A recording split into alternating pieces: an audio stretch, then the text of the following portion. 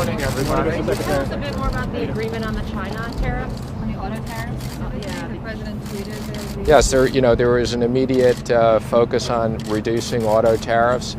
As I've mentioned, there's a lot of work to be done over the next 90 days, but one of the specific issues we talked about was a significant increase in industrial products, including U.S. autos, so big opportunity. Mr. Secretary, how firm is the 90 days? Because when you look at the foreign minister, the comment that the Chinese foreign minister that he made, he talked about gradual increases, yet the position from the White House was this is what's going to be negotiated over 90 days. I guess, is it a red line? Is it in flux potentially? I think there's a specific understanding that we're going to now turn the agreement that the two presidents have into a real agreement over the 90 days.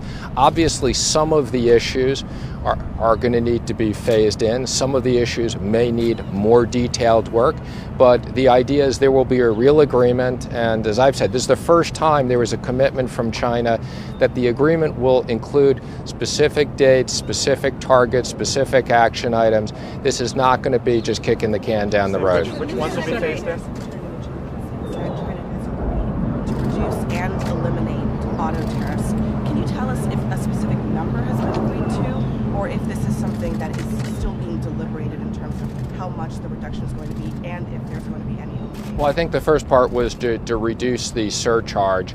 But yes, there have been specific discussions as to where auto tariffs will come down to, but I'm not prepared to talk about the specifics at this moment. Because people are trying to better understand this. Is there an agreement that will talk about forming an agreement, or are there real terms that have been dictated here that you can share with us today?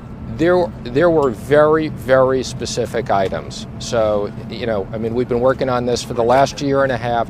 This is the first time we exchanged specifics on 142 different structural items.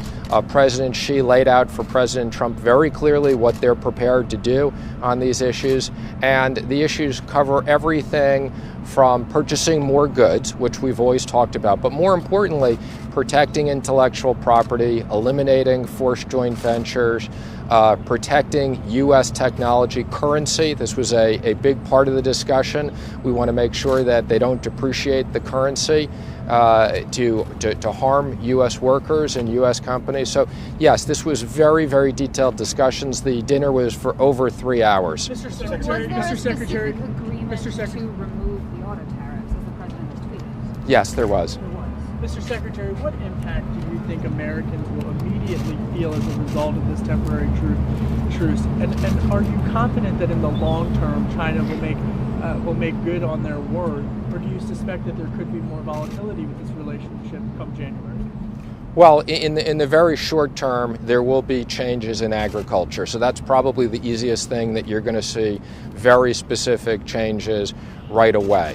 I'm taking President Xi at his word and his commitment to President Trump, but they have to deliver on this. So I think the president's been very clear that he expects to move forward with a real agreement, and he reserves his ability to do additional tariffs if we're not successful. Mr. Secretary, these are major structural issues when you talk about IP theft, forced technology transfer, et cetera, stuff that you guys have been talking about for months. I know you won't get into private conversations, but what happened at that dinner that suddenly China said these major things, okay, we're ready to talk and we're ready to deal and let's go forward and do it? What happened there? Well, I think President Trump's strategy on tariffs were very effective. I think it created first time a real change in the willingness to address certain issues.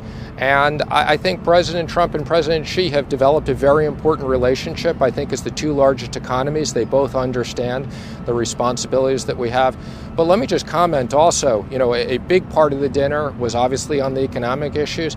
The fentanyl issue is a very, very big deal. President Xi said they're going to change major rules and regulations, specifically because President Trump asked him, and in understanding that this is killing many Americans. There was also very specific discussion on North Korea and a commitment that they will work with us to make sure that there is a nuclear-free peninsula. Secretary Pompeo has been doing a great job and came out of that meeting with a real commitment from China. And there's many other issues we have with China that we're going to work on, but we discussed cyber issues, there was a real commitment across the board with very specific outcomes we need to put in The agreement. issue of fentanyl, this is a big issue obviously in America right now. The U.S. said that China has agreed that it will effectively call that deadly opioid a controlled substance, which would be significant.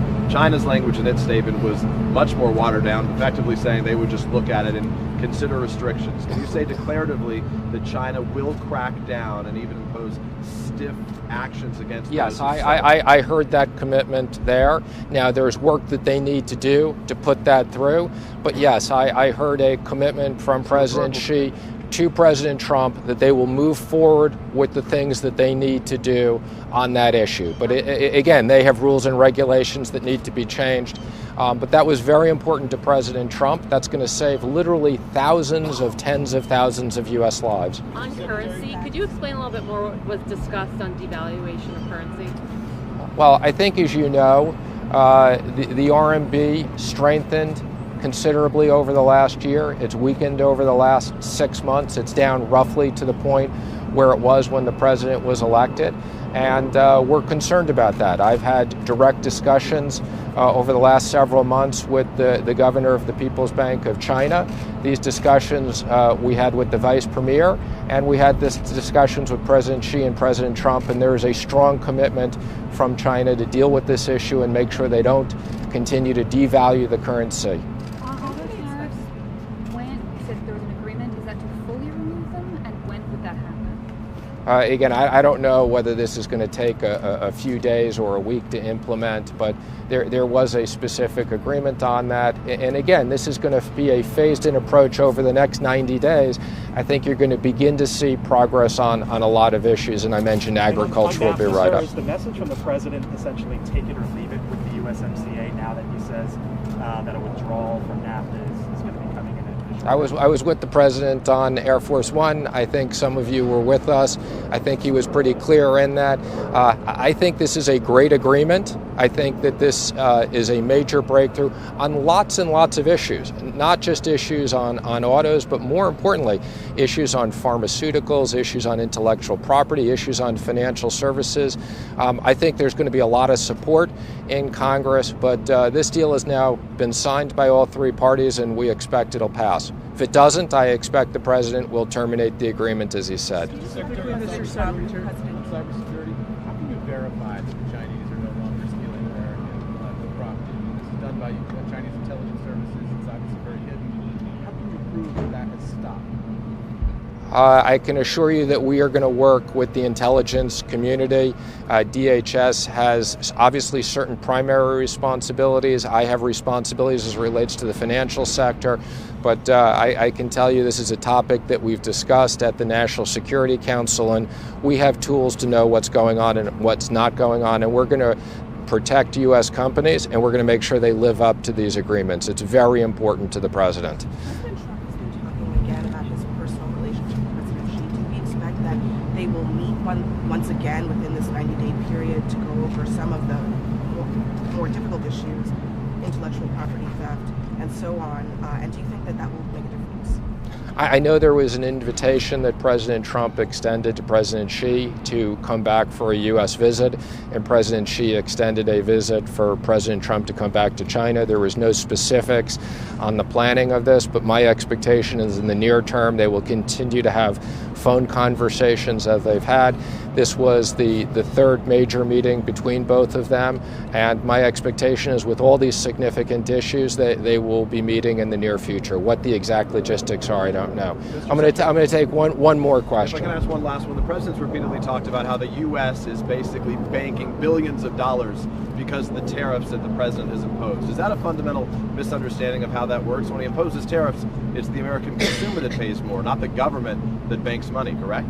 Well, the U.S. Treasury does take in the tariffs, so the president is absolutely correct in that we are collecting tariffs. I think, as you know, it's kind of like real estate commissions. Sometimes they're paid by the buyer and sometimes they're paid by the seller. Some of these are absorbed by the foreign producers. In certain cases, they're passed on to U.S. companies. But, of course, the president understands these issues. Thank you. Thank you, everybody. Thank you. On auto tariffs, what's the timeline?